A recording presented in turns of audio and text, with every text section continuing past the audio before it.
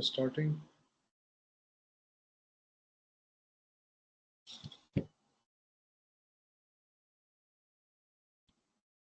Hello, everyone, and welcome to King's College London Fight the Fakes. Let's talk about fake series, Youth Edition. I'm Ali, and I'm a King's alumni. I graduated from King's in 2024 with a Master's in International Economy. I now work as part of King's College London Fight the Fakes initiative, and today I will be moderating this special Let's Talk About Fakes event. Today's event is in honor of International Youth Day. International Youth Day is an awareness day established by the United Nations, observed annually on August 12th. The day aims to highlight the challenges and opportunities facing young people globally and to promote their engagement and participation in various societal issues. Additionally, observance of this day highlights the importance of including young people in decision-making processes and recognizing their role in fostering peace, social justice, and sustainable development.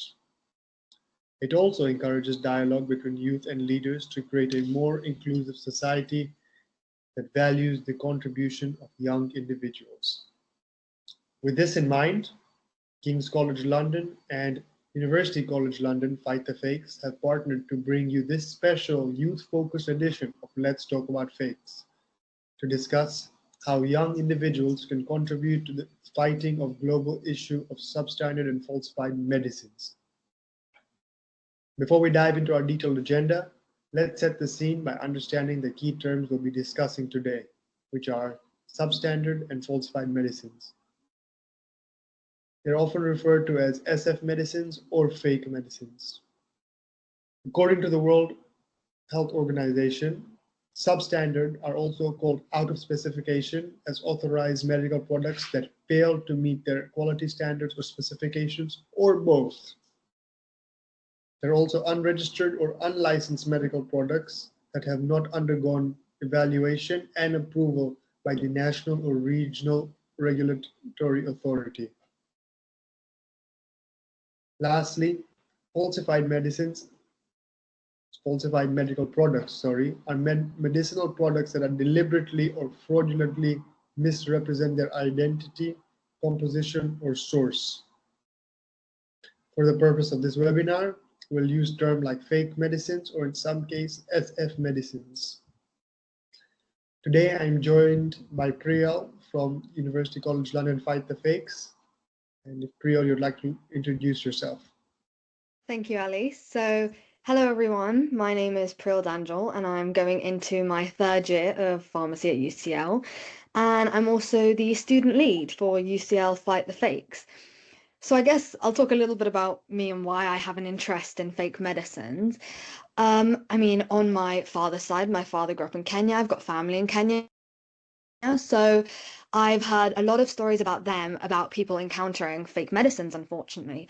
And that sort of stemmed my interest in the subject and my passion for the subject, because I believe that it's a really big issue and it's something that people do need to be made aware of. Thank you very much.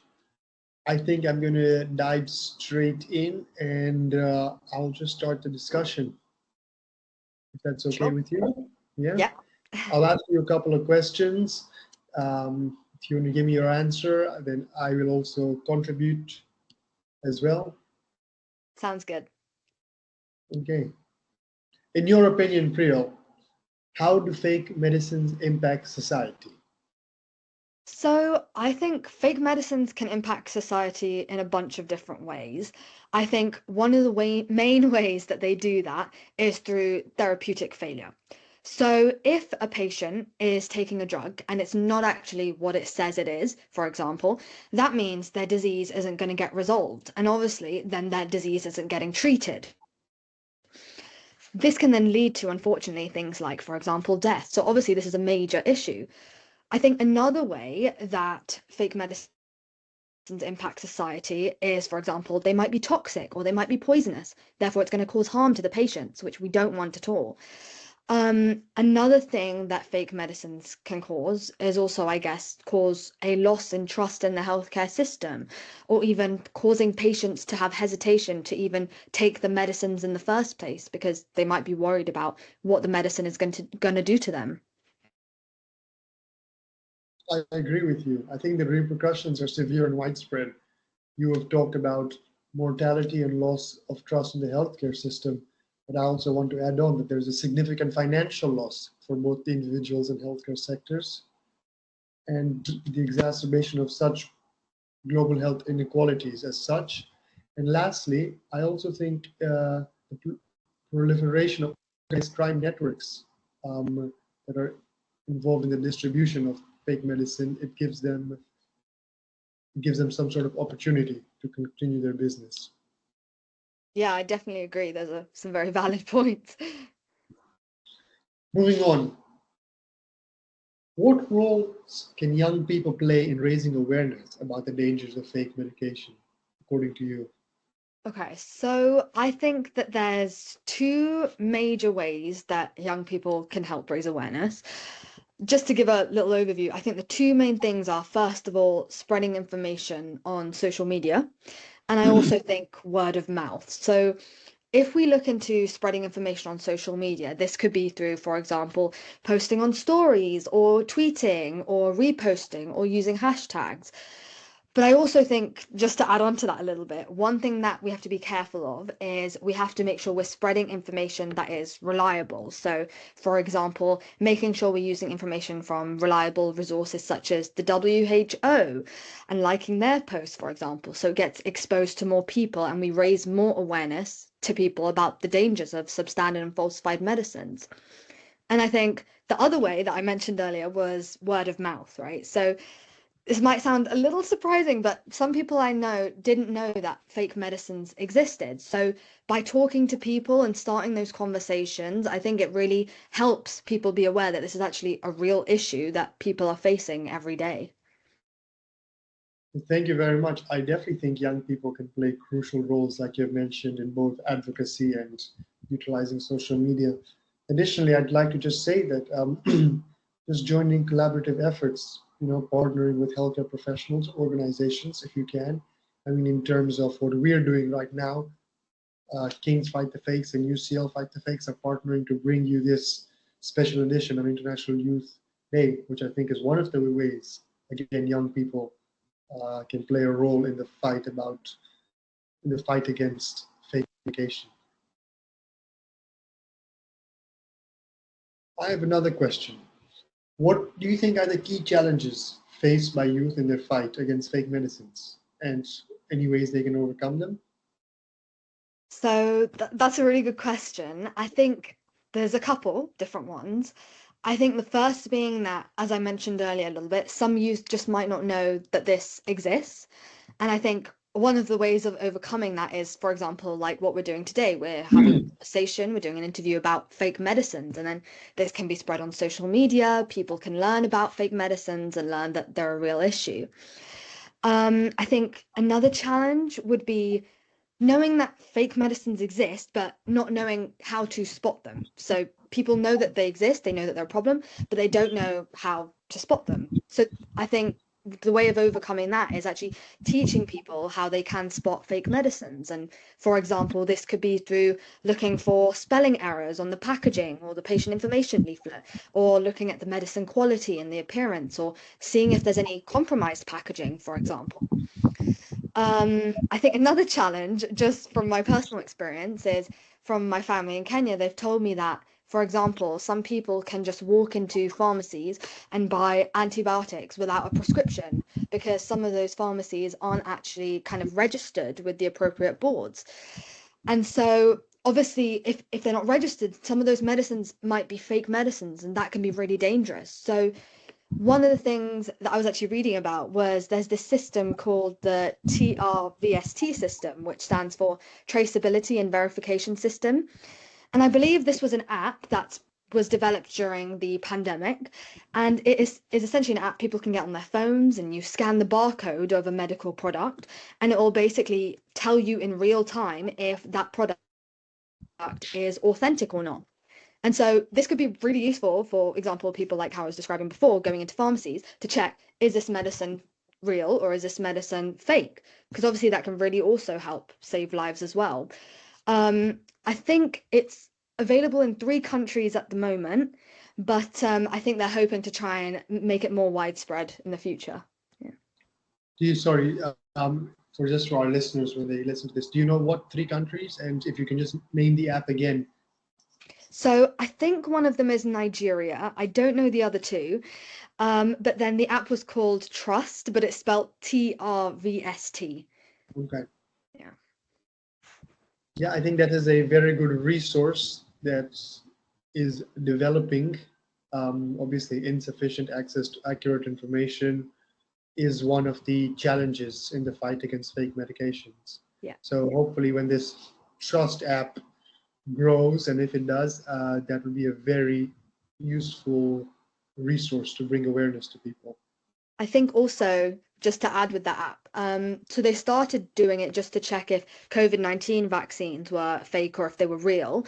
But now I think they've actually expanded to be able to check things like checking anti-malarial items or checking HIV and tuberculosis treatments. So I do think it's slowly expanding, which will be a really good tool to use in the future.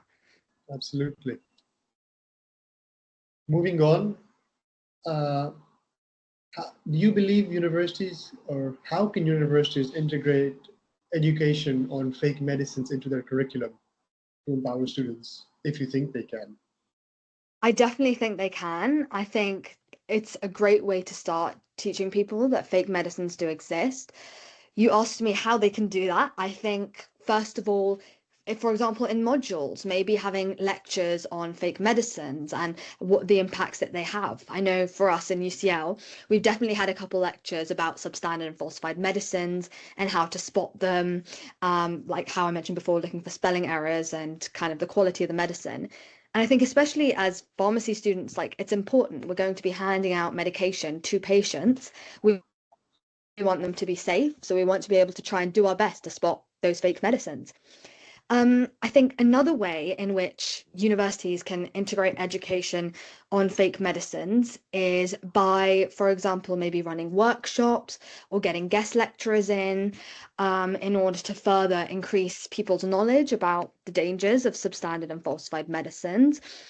Also, another thing that actually UCL Fight the Fakes has done is we've actually ran stalls for Fight the Fakes week.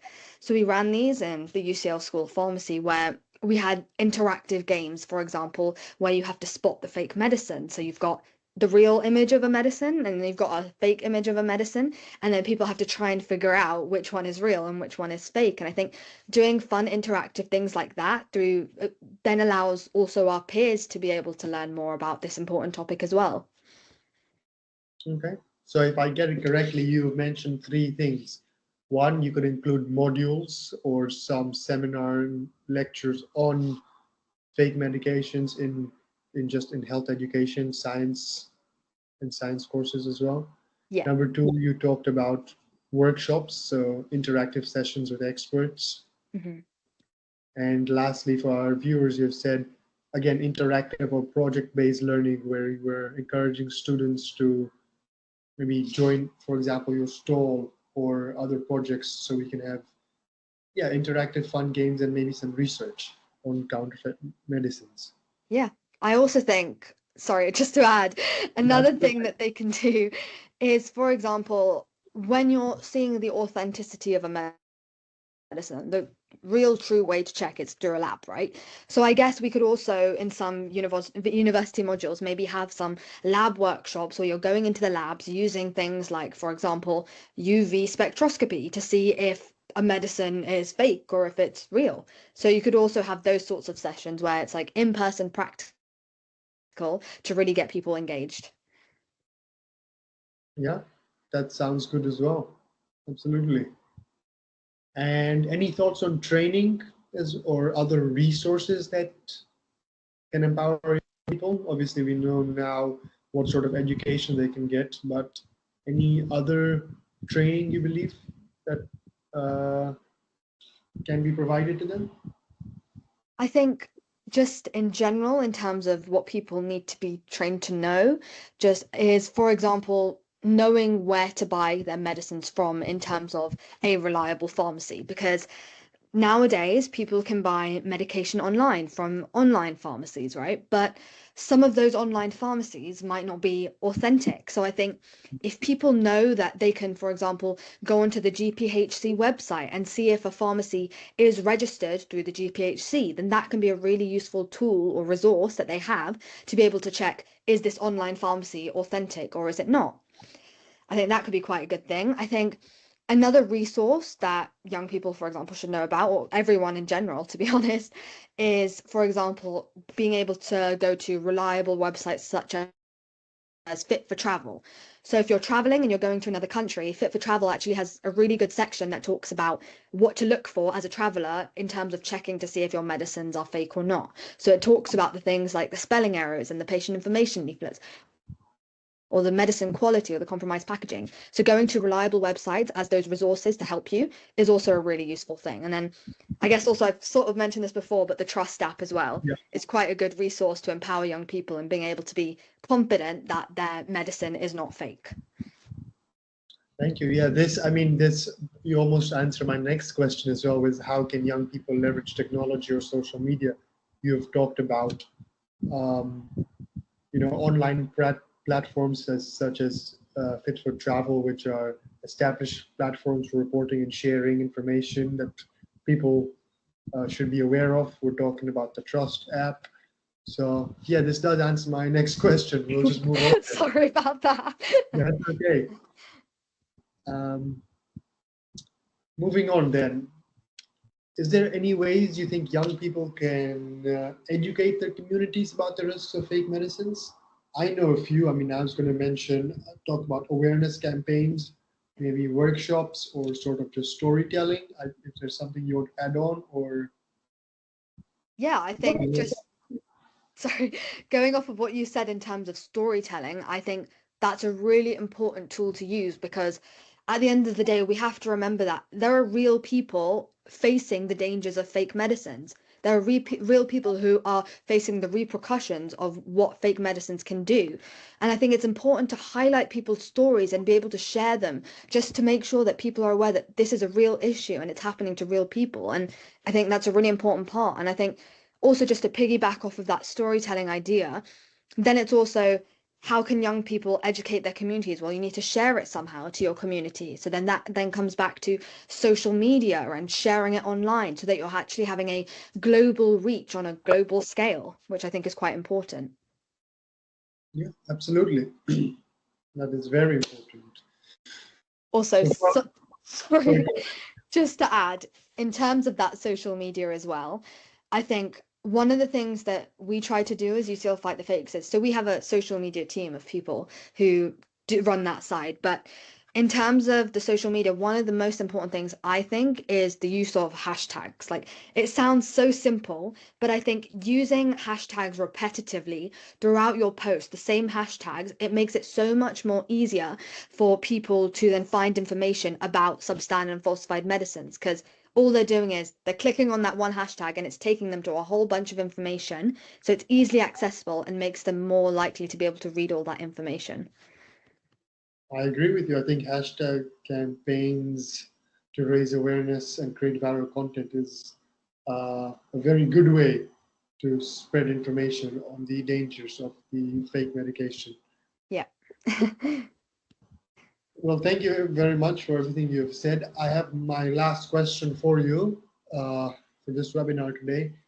And if you don't mind sharing, what have the youth of UCL, University College London Fight the Fakes, what have they done to raise awareness about substandard and falsified medicines?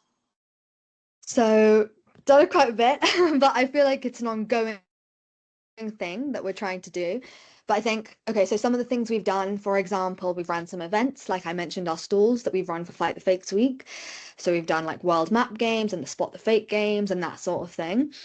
We're also working with Fight the Fakes Alliance and working with them to help try and raise awareness on a global scale about the dangers of fake medicines and how they can affect people. We've got a lot of creative people in our teams. We've made comic strips to advertise for Fight the Fakes Week and for World Antimicrobial Awareness Week. We've also made YouTube videos for World Antimicrobial Awareness Week, and we also we made multilingual messages, so multilingual videos which were in a bunch of different languages to help raise awareness about substandard and falsified medicines, because if they're in different languages, different people can understand them, and then the reach is therefore greater. So those are just a couple of things that we've been up to. That's absolutely fantastic. I really like the idea. I didn't even think of that. That yes, to have comics or just information in different languages so you can communicate with a wider group of people. That sounds like you guys have done a lot at UCL Fight the Fakes. Thank you very much. I think the insights of the discussion we've had today highlight the critical need for vigilance, collaboration, and continued efforts in combating this global issue. As we move forward, let's remember that the safety of health and the health of communities worldwide depends on collective action. Together, we can always work towards a future where every individual has access to safe, effective, and genuine medicines. Anything from you, Priyal? Would you like to closing statements? I think you've summarized it quite well. I think all I would add is just everyone be aware that fake medicines exist and that they can be dangerous, and try and join us and help us in kind of raising awareness about this important topic. Yeah. Yeah. So as we conclude today's session, I'll leave you guys with the key takeaway. The fight against substandard and falsified medicines is not just a responsibility for the government and healthcare professionals. It's a shared duty for all of us, as we have mentioned, what the youth can do. We encourage people to stay informed, raise awareness, and support any efforts to ensure the integrity of the medical supply so we can help protect the health of communities. Let's all commit to being vigilant and proactive in this fight, and together we can make a significant impact and ensure that everybody has access to safe and effective treatments. I think that's us done. Thank you very much, Priyal, for your time. Thank you, Ali. Thank you so much for having me. Thank you. I'll be in touch with you.